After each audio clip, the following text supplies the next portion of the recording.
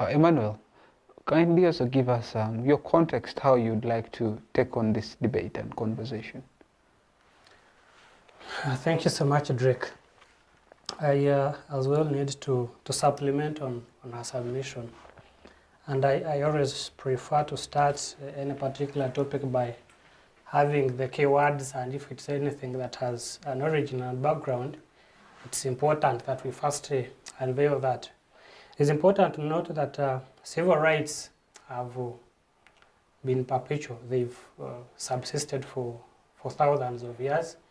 If we are to trace it from the Roman and the Greek ancient organs and arrangements, then we later on see the 1215 Magna Carta. That is when these rights were beginning to take shape, to actually be practical and tangible. We saw the Magna Carta being formulated, and in that we saw the powers of the kings. I think King John being limited, because you know in history most of these countries or nations were under monarchical leaderships.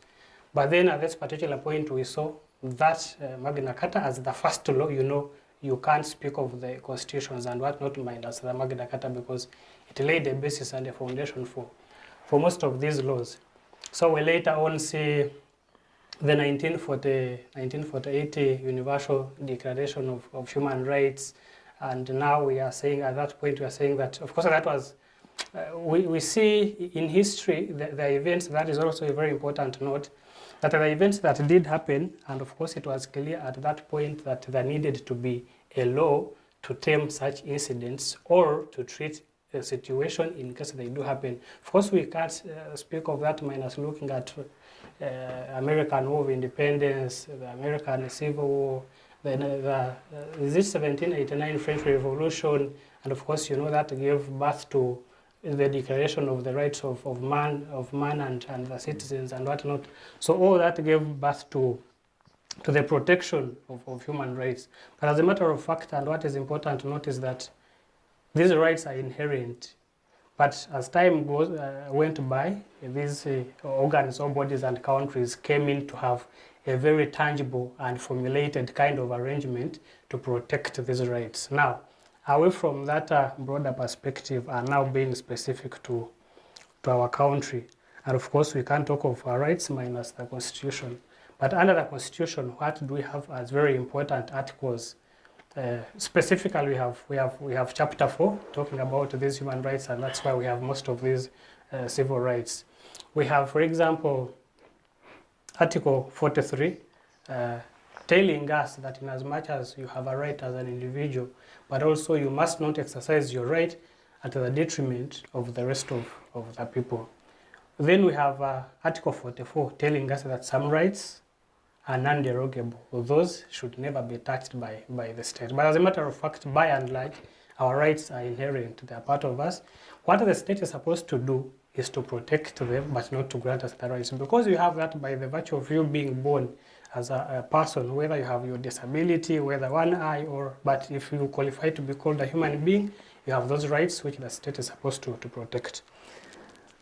Narrowing down to our discussion, the nexus between our rights and the Law enforcement. The forces or the law enforcement. That's where we have our contested question that is up for discussion today.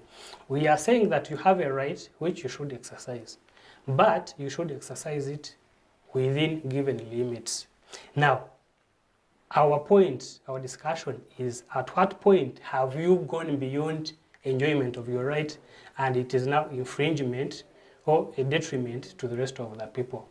Whereas we as citizens always say police is being brutal because we tried to make a peaceful demonstration and we are being either beaten or arrested and incarcerated and whatnot. But at the same point, police or any other security agencies are telling you that we did so because you had already gone beyond your right of demonstration. So the contestation is in between. Where do we go beyond? So at the end of the day, we might have to answer questions like, is it intentional? I mean, are these security agencies actually within their margins and it is just us, the population, that is being reactionary? Or is it even the other way around? That is where we have a contested question that each one of us is going to labor to answer, of course, from our different perspectives and experiences. All right, thank you. That has been a very robust preamble to how exactly we are to take on this conversation. And I would like Andrew to take us away.